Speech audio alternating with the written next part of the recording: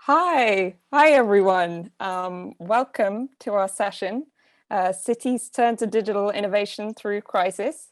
I'm Louise Ellaway. I'm pleased to be here as a representative of the government innovation team at Bloomberg Philanthropies. And I'm really thrilled to be joined today by digital leaders from the cities of Budapest, Bratislava, and Tallinn, all capital cities of Europe, as many of you will know. And today we're going to talk about what it's like to be on the front line of digital services in a European capital in this astonishing year that is 2020. As it's been commented on, I believe, by many of the speakers at this festival already, the pandemic has put a spotlight on the need for effective digital services at every level of government.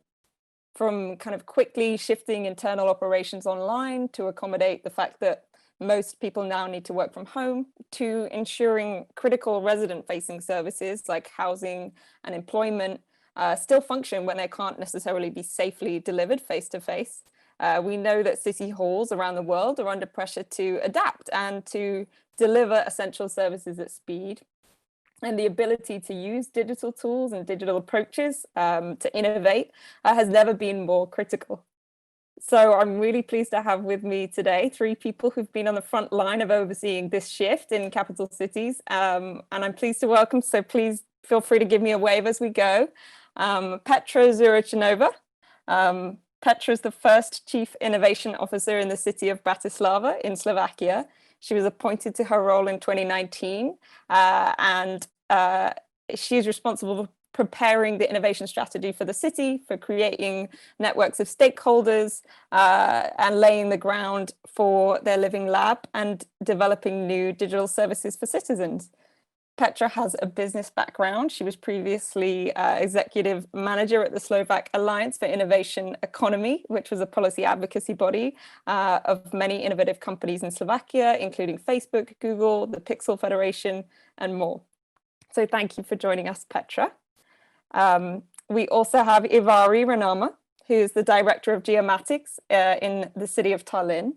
Ivari joined Tallinn's urban planning department in March 2006, so he's been doing this for a long time, and he's been the director of the city's Geomatics service for 7 years, and he's particularly focused on helping residents get a view into the city's planning and land use activities, and has prompted the development of many digital services, including Tallinn's planning register, a mobile app called Arvalin, which translates, I believe, as Open the City, and 3D city models.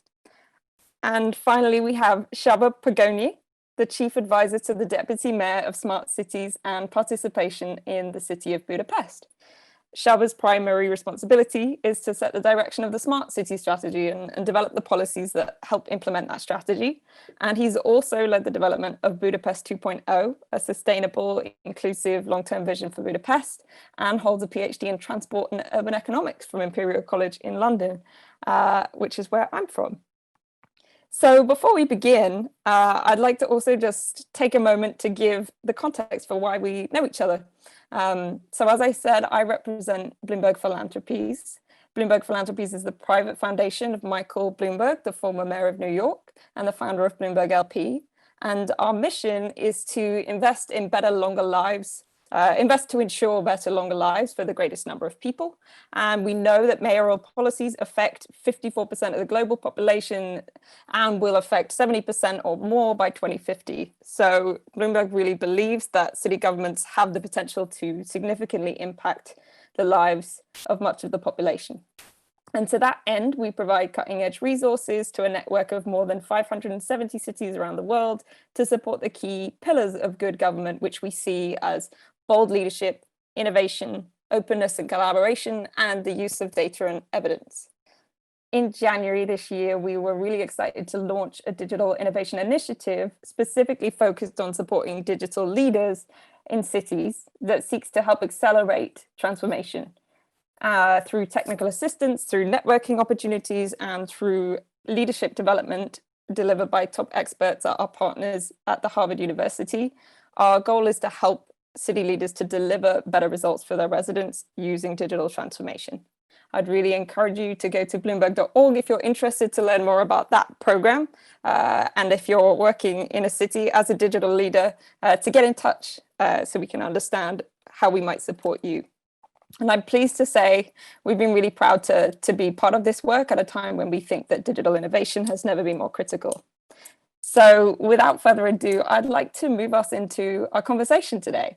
And I think, where I'd like to start is by testing out what we know has been a kind of widely said hypothesis, that in the last 6 months, the pandemic, given the pressures I mentioned, forcing people to work from home, making it more difficult to deliver in-person, face-to-face services, the pandemic has been seen as a potential driver for the acceleration of innovation and specifically digital services in government, and a chance for governments to get up to speed with services that have typically lagged behind the kind of digital services offered by the private sector.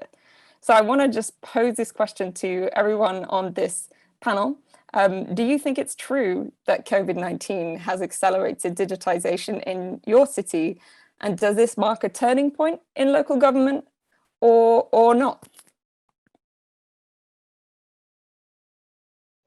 Well, if I may jump in, Louise, thank you so much for inviting me for the panel. And I've been thinking about this question for a couple of days. And it's kind of, we're sitting on a fence because we understand that digitalization is really important, but we have such a bad experience with doing it in Bratislava that we don't really trust that we can do it well. So it takes a lot of convincing that the city, for the perspective of citizens, that the city can actually deliver a good digital service. There's a trust with misuse of data, and it's just harder. Our citizens and our stakeholders are expecting it, but it is hard for us to kind of find a way to start, and we want to have results right away. So it is a tricky position we are in.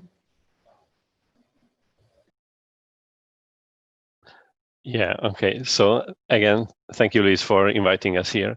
And then I think we have in Budapest quite a different kind of experience to what has been happening in Bratislava, because I think what really happened in Budapest is that suddenly everybody at the municipality and kind of the atmosphere around it realized how important it is from a resilience point of view. Right. So before that, we just thought that this is something that's nice to have. It's nice to have a nice digital service. It's nice to have more data on how the city works. But we didn't think that this is something that is so essential to keep the city going. It's so essential to make the simplest of decisions. It's so essential to have at least just a meeting or something. Then suddenly people realize that, oh my God, this is really something that has to fundamentally change, and we have to change a lot of working practices that we have been doing. So in a way, I think in Budapest, COVID-19 did have a large impact, and this is definitely, I'm not sure this is already at the implementation stage, but at least we don't have to argue so hard to make ourselves kind of important in the whole city administration. Ivari, go ahead. Yes, thank you, Louise, for having us, Tallinn, here also. When I'm thinking about COVID, then for Tallinn, it was not so big turning point because of our foundation of the e-governance quite a long time. So we are saying here in Estonia that we prepared for this crisis already 20 years. So we have built the e-services in Estonia. Government's level 99% of our services are e-services accessible through internet channels. Also, we have quite a high level in Tallinn also. So it was like the day when it's paid off itself. So in the mindset, it was not so big, but still in the focus, we got the user friendliness or the more focus to user experience. And one was also that the organization itself to go to the working remotely in that scale was a new experience, but we studied quite fast. And maybe one experience that we are having here, I think in other places also, that we value our time more. So now we know that it's not normal to wait in the traffic jam. You don't have to go to work every day and lose some time. So everything is done, and now we have new expectations, maybe also working remotely and differently. And when I'm hearing about the telco companies also, that they have prepared for it, all the how they have built up their infrastructure. So we didn't have big issues with it, because the loads in the network went to the other places. So we have some small issues, but in general, I think that we are more allying for the e-services. And there was, like Petra said, that it's hard to do when you have bad experience or no trust. So we have building this trust already quite a long time. And the X-Road and identity card and this, and also that side that everybody has the control over their data, and we can watch from the state register what sort of systems or who queries about our data. So, and then you can ask that how or why you are using it. So for us, maybe this was a little bit different kind of experience. Thank you. That's really interesting to hear. I definitely think, we're part of a group of 20 cities that are particularly part of this initiative, but I've heard this in our conversations with other city leaders too, that kind of where you already were in terms of your investment in digital has really sort of determined the response. And it makes sense, logically, but I think that it's interesting to hear that Tallinn, which we know has kind of been a leader at the national level and at the city level in terms of digitalizing healthcare, and digitalizing all kinds of services, has found it easier perhaps to make a quick kind of turn in response to crisis. I was wondering, Csaba, you mentioned, this really having made it slightly easier to make the case. Are there any, small modifications that happened quicker? Practical things processes that you've seen changing in the last few months that have happened more quickly than they would have otherwise?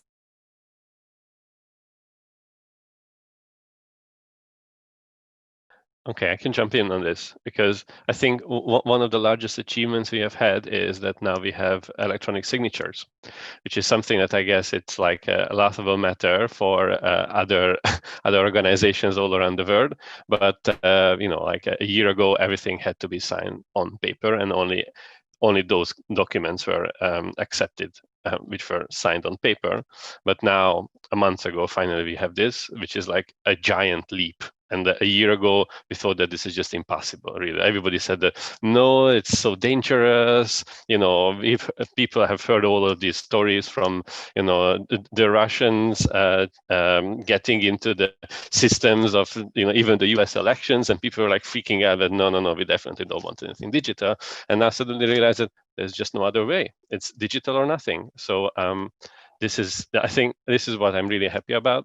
And of course, we have a lot of smaller ones as well. But this is like, in the time of crisis, you realize that a lot of these things actually just depend on kind of a change in approach, like a cultural change. So it's not really about money. It's also about lack of resources, but it's really about just like the will to be there. And when people realize that, oh my God, really have to do something, otherwise we just don't work. And then suddenly in a couple of weeks' time, you can do the work of years.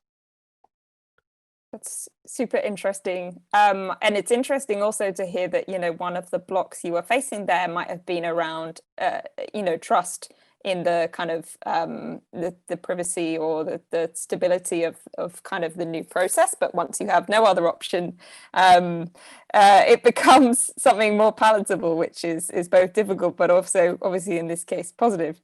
I wonder, Petra, I know in Bratislava, you have been, thinking about digital services for a while, but in particular trying to change up your approach. And one thing we've talked about is that, with this new pressure to make things available online, there is also a risk of rushing the process. And we want to make sure, even if a crisis situation pushes forward transformation, that it happens in a way that's sustainable and that leads to better outcomes for residents. And I was wondering, what are some of the pitfalls that you think cities fall into when making technology investments, in particular for digital services, and how are you combating those in Bratislava? So what we are trying to do is avoid the mistakes that been done before. So before we had our digital services available from 2016, but these have been designed in a way that someone decided that we want to have all these services available. We will just transform these paper forms into digital, and we want to ask the citizens what they actually need and what kind of problems they are facing. So the adoption of these services was very, very low. And right now, what we're trying to do is basically start with the hard data. So we're going out and we're actually we're looking at Google Analytics or asking our colleagues in the front office or in other departments, what are the issues you're facing? What are the people actually asking you when they come to you? And then we are conducting interviews with citizens. And after that, we're creating ideas of what the services could be and how we can actually improve the access of the city services to citizens. So we're kind of turning the process around, but it actually saves us a lot of money because we're not investing in technology before we actually know what the technology should solve for us and for citizens. Right. So it was almost like that piece of making sure that you understand what people actually need is maybe more important than going in there with a flashy platform before Exactly. you know it will. Yeah. So that's what it is, because you can have the flashiest, the most beautiful platform, but if it actually doesn't represent the needs of the citizens, or if it's not connected to your internal processes, and if no one can actually solve that problem on that flashy website, then it's just a flashy website that people will be very angry at. Totally. So I guess if we had a takeaway there, it sounds almost as though even for those who are trying to rapidly stand up services, still thinking about that piece on user research or really testing things out, even if you're under pressure to do it quickly. But you can still do it very quickly. I mean, we were able to do a lot of testing online. You can pull out data, and sometimes with websites and applications, you only need like 8 people and you can see the patterns. So that can be done very, very quickly, and you can change the iterations. You can use different digital programs to actually draft up prototypes. So it's fairly fast.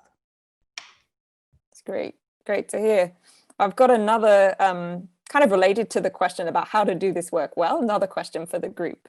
So I think, again, one of the things we've talked about is making sure things are available online with the hope that that increases access, where especially if there are isolated groups who are going to have to, avoid face-to-face services for the foreseeable. But at the same time, we hear about risks around digital divide. Are there residents who don't have the skills or who don't have access to services online and therefore would be locked out? And I was wondering, as a group, whether you consider that digitizing services is a way to increase access, or if there's a risk of amplifying inequalities of access, and how you're addressing those. If I may jump in, sorry, gentlemen. We've been actually thinking about this because this is one of the concerns our colleagues have. And what we're trying to say is, if you have people who are asking for digital services, you can provide those digital services to them so they don't have to use offline or phone or email, which will free up the capacity of our colleagues to actually deal with people who can't use digital services or need special assistance. And then they can have more time to actually show them, okay, these are the tools you can actually use if you have a mobile phone, or if you don't, we are here to help you. So it actually allows us to take time with people who don't actually know how to use digital services. And those who want to, they can easily do that. Yeah, I mean, what in our city people think about like digital services is then a smartphone application. This is what I always get, that so you want a smartphone app for this, you want another smartphone app for this, and all these things. And then what we have to tell them, that no, like apps are great, but exactly because of this digital divide and because of resources and costs as well, you shouldn't just start in most of the cases, in our case at least, with an app, but just start with a working web page, because that's really something that everybody can access with large buttons, so people can really easily find what they want. What I always say is that try to minimize the number of clicks and all these kind of like maybe obvious things, but what I haven't worked too much with actually service designers, but often what we've seen so far when we work with the private sector is that they just have one type of user in mind, and basically it's us, it's our work at the municipality to tell them that, yeah, okay, but there are people who have difficulties with reading, people who are older and they don't necessarily move very comfortably around in these digital environments. There are children there as well, and there are all other different issues that we have to face. And I mean, so far in our city, that was basically our role to tell to the people that we work with that, look, like so many different types of people live in this city, and we should just cater to all the interests and needs. Yeah, I think then I'm just watching from the side that digital services, it has a potential to even more equally distribute the services and make it more accessible even for the older people. Of course, there in some services we need to raise the skill level and awareness to use it. For example, in Tallinn, 95% of residents are everyday internet users, so they are already there. But as one example, maybe from Estonia, is that e-service doesn't mean that you have to interact with any app or internet. We have this medicine e-recipe that you get from your doctor. Patient needs only ID card when she or he goes to drugstore. So, and this is the level he connects with the e-service if he wants to drug. So you can go, you don't need this paper anymore. And if you have skilled or your children, for example, you can watch together in the internet or what you have done earlier. So this is always way that digital doesn't mean that all has to be shiny and interactive.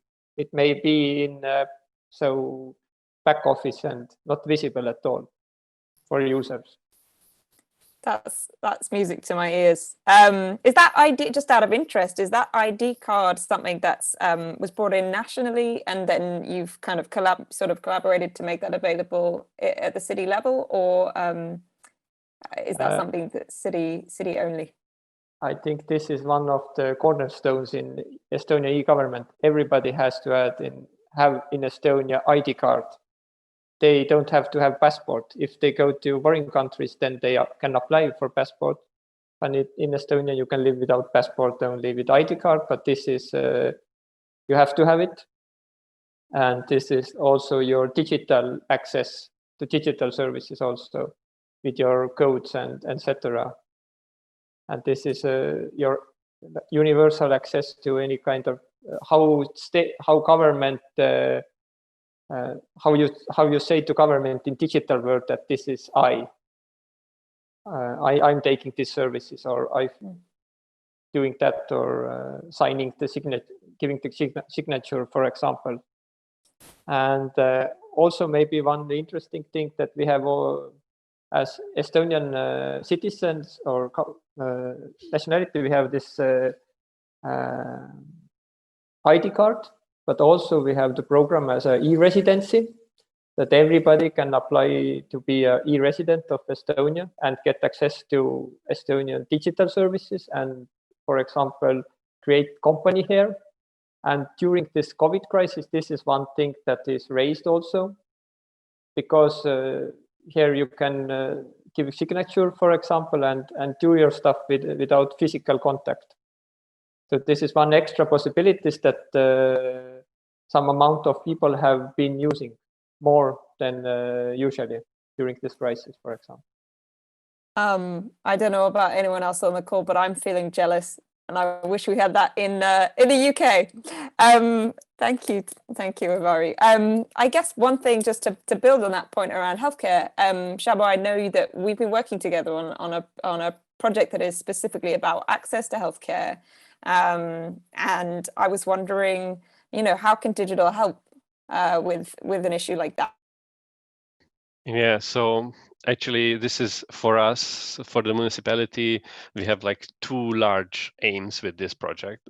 The first one is to, at the end, produce a healthcare service for the people of Budapest. And the other one, which may be even more important in the long run, is to actually learn how to do user research well, and how to learn different new ways of working well, and then so like to have the in-house capacity to actually in the future be able to do all of these things on our own as well.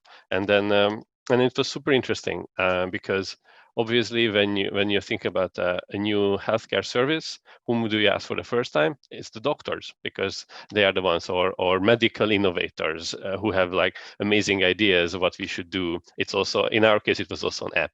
And then when you go through the user research, you realize that maybe we should ask other stakeholders as well, including the users, including other health professionals, other for example, the nurses as well, and other stakeholders. And then you realize that maybe those different questions that the doctors wanted to solve are indeed important, but maybe there are other things which have a larger impact on the user experience whole. And then maybe the solution might not be even digital. Maybe the solution is something much easier. Like, for example, what we found is that there's this question like the queues that you have to wait at the doctor. And then when you ask the doctors, often they said that, yeah, this is important, but people just get used to it, that, even though your time slot is between 9:30 and 10, and then you can get in only at 9:55, that's just, this is normal. This is always how it has been. So people anyway come later. And then when you ask the actual users, they tell me, well, I was there already at 6 a.m. because I wanted to be sure that, maybe I could get in earlier. And then, yeah, I basically spent 3 hours in the queue. And I don't understand why it always has to be so late. And then you realize that, yeah, you have to somehow weight these different approaches, as these different experiences, and figure out what's the best way forward.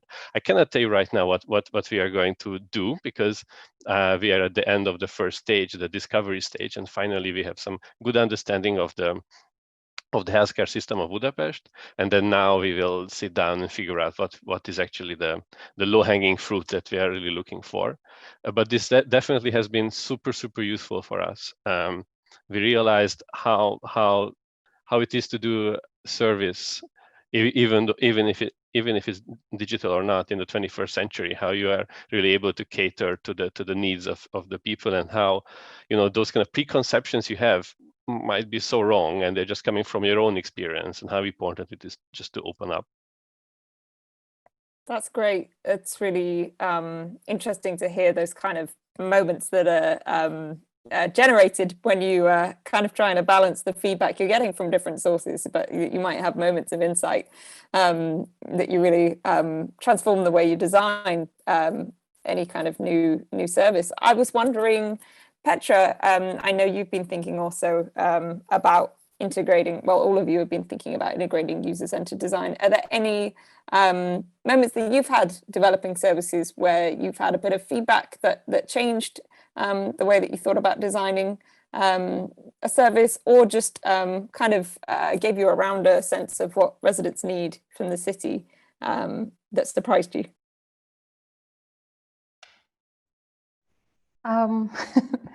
Well, basically, it was actually very interesting. One of the other programs we've been working with Bloomberg Philanthropies on is the innovation track. And there we've actually looked at, as a city hall, we've defined a problem that people don't like the city when it's neglect and the way it looks like, and they consider it dirty. But after actually walking the streets and asking citizens how they feel about the city. It was more about them looking for opportunities to get involved. And they were not passive about the city. They wanted to actually take an active role, but they couldn't find a way forward because the city was so closed off and our processes were very much administrative and they didn't understand them. We were using language. They were like, who are you trying to target? What are you expecting from me to do? And these were university educated people. So it's not someone with a basic education, and they just didn't understand what we're trying to achieve. So what it meant for us, as Csaba said, it's not just about digital, but it's also about how you frame what are you actually offering to citizens and what do you want them to do. So it's about the copy, it's about showing them this is the process, this is what is expected from you, this is what the city is going to offer. And that actually led us to a beautiful project, which we are trying out right now. So the problem we're trying to solve is give active citizens a way of improving their neighborhoods. And we're focusing on greenery. And before our lockdown, so we are now in kind of a lockdown in Bratislava, we've managed to have an event in a plot that could be a community garden. And within 4 days, we had a team of neighbors who decided we want to have a community garden here. And we've asked 30 of our neighbors, and we'll just go and redesign this place into something that the community could use. And that was enabled by us actually understanding their needs. And digital is an enabler for that, but we still need to work with citizens in the city itself. So it's kind of the combination of digital, which can provide information and access, but it is about us being open and going out and speaking to people. Great. It really reflects, I think, some of those themes around this being about culture change and being about an attitude more than it is about specific tech, and more about using tech in service of something that you want to achieve and in service of something that your residents need. I would like to focus on that for a moment, actually. I think it would be great to talk more about culture change. We definitely have heard kind of big horror stories at both national and local levels around investments, in new products and technologies that have fallen flat. And the fact that they need to be done thoughtfully, especially with tech that sounds exciting like AI, but has a lot of positive and negative potential depending on the design for its use. And I guess there's two things that are commonly recognized as being important here. One is around the culture within government, within the city hall, and the other is around procurement, which is often seen as a barrier. I was wondering, in terms of approaching culture change, Petra, I know that you were appointed last year, and the mayor really has been supportive of the role of innovation. This is, we can start here, but I would really address this to the group. What are some of the challenges you've faced kind of embedding these approaches in City Hall, and what are some of the opportunities? I think for us, it was something unknown, and at the beginning, all of you know that change is really, really hard and it's painful. So at the beginning, we were trying to talk to as many of our colleagues as possible, trying to explain that we are not a threat. We are here to help them. We're actually here to understand what they need. And we're not just going to put a lot of technology all over the place, but we actually want to understand what are the problems they're trying to solve, and try to identify the partners for them, because they didn't really know how to speak to the public sector. Since I was coming from the public sector, I actually felt it before that there was this gap of understanding of what the public sector is trying to do when they're pitching you new ideas and new technologies and telling you that this is the best idea and the best technology and you have to use this product. And we are actually the buffer saying, okay, that's lovely, but we have this problem that's defined within our, for example, environmental department that said we need to monitor air quality and we need to understand how it changes. So let's focus on finding the best solution for that. And procurement can be actually a very strong tool with that if it's set up in a right way. So we are trying to be very transparent in selecting our partners, and basically also trying to explain to our colleagues that we're not a threat. We're their partners. It's a long way, but we are trying to involve them in every step of the way of what we are doing, and trying to get their buy-in. And right now it was quite successful, but at the beginning it was rocky start. Ivari, have you had, obviously, you know, we've talked about how advanced Tallinn is in many respects in terms of your infrastructure. I wonder if culture change is something you think is necessary in the city when it comes to designing services, or if you feel like you're most of the way there. Definitely we need to shape our culture, and I'm thinking we are not there. I'm thinking, yeah, we are still having lack of putting the customer or resident first as a user-centric design. And maybe our approach that we are thinking maybe too digitally or too systematic in some way, and sometimes the user gets lost.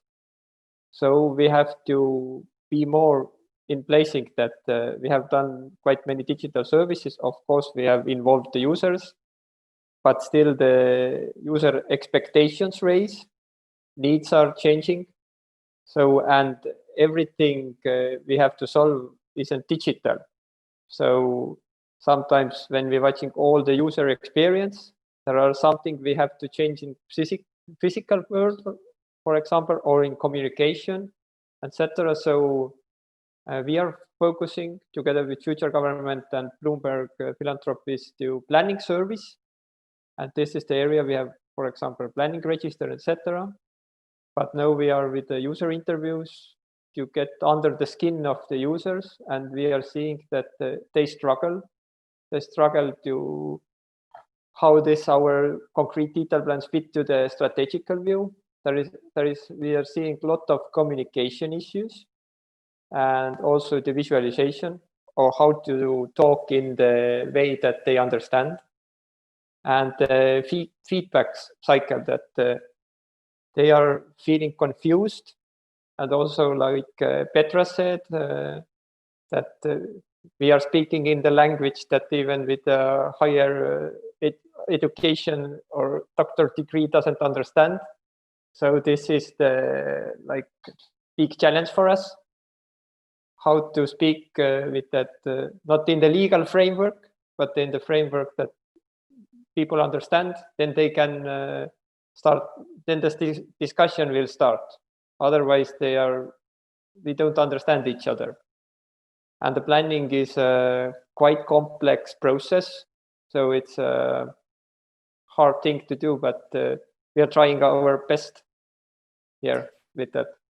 Well, I want to commend you and thank you for your honesty, and say that I think, you know, it's very, at least from our perspective, as hearing, you know, trying to support cities to connect on these issues, you know, seeing you take the bold step of saying, you know, how do we try and communicate what we're doing more effectively using some of these exciting tools, in order that we get better quality feedback, in order that we understand, you know, residents understand what we're doing on planning, and can have a kind of meaningful input into that process. I think that's very interesting. I know that folks in New Rochelle in the States are thinking about a similar kind of innovation using, I think, virtual reality to help people get a better kind of insight. And I think that is such an exciting potential, you know, to think about,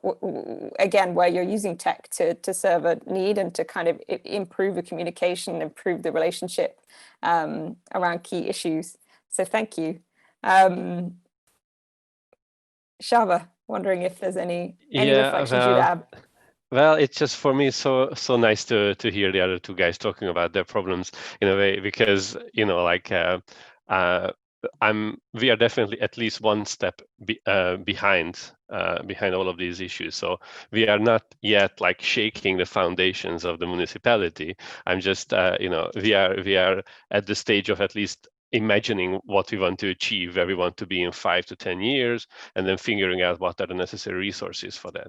All right. So, for example, I myself, I'm not a digital specialist. I'm an economist, and I would be really happy to have at least somebody in the municipality who's a real digital strategist, and somebody who has a lot of data skills, somebody who has worked on such large digital projects, for example, before, because we just don't have that. We have amazing experts, we have engineers, we have architects, we have all of these wonderful people, but this is really kind of a new type of service, a new type of needs that we are trying to kind of capture, and then the municipality doesn't even know that it could actually do these things. So right now what I'm working on is to have a plan and have at least the minimal resources, like at least a small team, chief innovation officer, chief data officer, anybody who's already inside of the organization and can start spreading kind of the information that look, we could do things differently.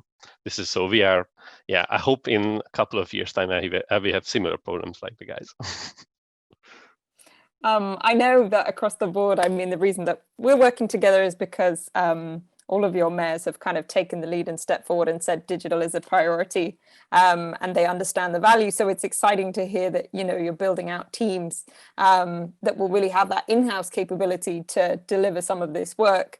And that's great to hear. I wonder, just in terms of, like you said, thinking about the roles of a digital team, are you thinking about the kind of balance between, how are you thinking about that balance between what you want to be able to do in-house, at the city in terms of building products or designing services versus what you might continue working on in partnership with the private sector? Well, this is a great question. Exactly, this is what I've been thinking about, and I don't have the final answer yet. I really think that we need at least a small core team who understands these things and who are able to project manage at least some. And because this is the other type of role which is really lacking currently in municipalities as a project manager. Amazing experts, they say something and then they just like they leave the implementation to somebody else, and we need those people who can really get it and start working on it very hard. And then if we have this small core team and then we understand the market better, then we will see what's going to be the way forward. I have some ideas like exactly what type of digital services we should start with, and if they're all like, for example, around the sphere of healthcare or around the sphere of education, then I guess it makes sense to have more and more of these resources in-house. But I guess in the beginning we definitely need to somehow bring in the knowledge, and that's something that has to come from outside. I wonder, just thinking about that question around where to begin. Certainly, again, we're at different stages for folks on this discussion, but have you, I know in Bratislava, Petra, and I don't want to spring a question on you because we didn't discuss it in advance, but I wonder if that question around kind of what might be most impactful to begin with in terms of demonstrating the value of this work. Have you been thinking, how are you thinking about how you prioritize, in a world where every city faces a limited resource, how do you decide which services are the most critical to kind of transform? Actually, these are the things we've discussed within the program. Actually, yesterday was a lecture with David Eves, and we talked about that there's no low-hanging fruit and there's only icebergs. So everything looks easy at the beginning. So that's what we were thinking about. I have a very, very small team. So Csaba, we are one step ahead of you. So I'm actually lucky to have a product manager and a manager who's managing our city lab. So these are the people who are actually bringing the skills and can talk with the private sector and could be a partner to them. But for us, so there's only 2.5 of us, or 3.5, basically. So we have to be very mindful of what we focus on. And we are trying to, so we started with identifying the key priorities for the City Hall that are declared with the mayor. And they are mobility, of course, digital services, public space, air quality or the environment. And we are trying to bring values in these areas. So we've started to run pilots within the parking and air quality. We are looking at, when we talk about digital services, that's what we wanted to do, is first to analyze which are the most impactful, and that's why we decided to look at tax, because we have around 200,000 citizens who are owners of any type of property, and they have to pay tax every single year, or sometimes it's divided more times throughout the year. So if we make life easier for them, that's a lot of people that we can actually impact positively. So we were looking at the frequency of service and the amount of people who are actually, using the services, and that's with the other pilots and other activities we're running as well. We'll see if that's the right way, but it seems like it's well received within the City Hall and with citizens as well. Yeah, maybe I can Please. add some points to Petra. Maybe my thoughts about it, that it's very important what service you are developing, that the people in the business side are interested, that that is important for them. Otherwise, it's gonna be very hard, because it's about people still quite a lot. And maybe one point to think that when to start with e-services, you should start the services what don't need too much trust from the residents. This is it's not good to start from the election or voting services, for example, that it means it needs so much trust to electronic services. I think this is a good way to build up the trust with different services that don't, for example, need so much private data, etc. This is one point, because usage of services need that people have to trust the service. But if you collect for example, in healthcare also, so this is maybe one point to consider when to select services, which one to take in the first hand, for example. And Super. Also, it has to have an impact, like Petra said. Otherwise, it's super interesting, and I want to kind of pause on that point almost. I think understanding, and this is something I think we heard from colleagues in Reykjavik during a meeting we were all at yesterday, that as Petra was saying, many people consider that you might want to start small, but actually, if you're trying to demonstrate the value of the approach, totally to your point, Ivari, choose something that's viable, that's not going to raise too many concerns around privacy or something essential, but also choose something that really makes a difference. And I think in Reykjavik, they did a really interesting digitization project on their financial assistance that they deliver for citizens, which was like a big, complex project. But they also knew that it would have a very high potential impact if it went well, and it did. And they're using it, to make the case for more similar, using that approach across the board. So really is interesting to hear that it might be about starting big rather than starting small. I guess we've only got a few minutes left. I can't believe this time has really flown. I guess just one final question. I want to give everyone a chance to chime in on, as we've discussed, this is a tough time to be in local government. It's also, a time of much potential, and I think creative potential, as we've heard from many of the speakers at this festival. And I guess if you were speaking to fellow city leaders in other cities around the world, and you had to make the case for why they should also be really prioritizing digital innovation right now, prioritizing these skills and approaches, why do you think city leaders should be keeping this at the heart of the agenda? Okay, I can start. And so what I usually say is that because all of these things, what I mean, because digital is in my understanding basically one of the best value for money. I mean, at least this is what we have been saying, that anything you want to do with infrastructure that starts with double digits, and what we want to do in digital, it's 1 digit less in terms of costs. At least this is how we see it right now. And then you can with this small amount of money, you're able to change the life, or at least how they use city services of hundreds of thousands of people. So you can have a quite wide range as well. And the other thing I would say is that it also changes.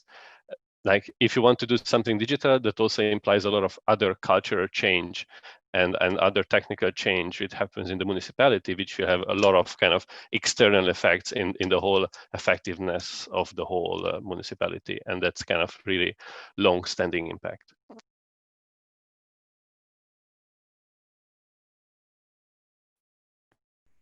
For me, I would say it is important to stay and be a partner to all your stakeholders, because they're expecting you to be digital. They're expecting you to innovate and basically be relevant. And that is something that we need to be able to do and deliver good services. So it's relevant and good service.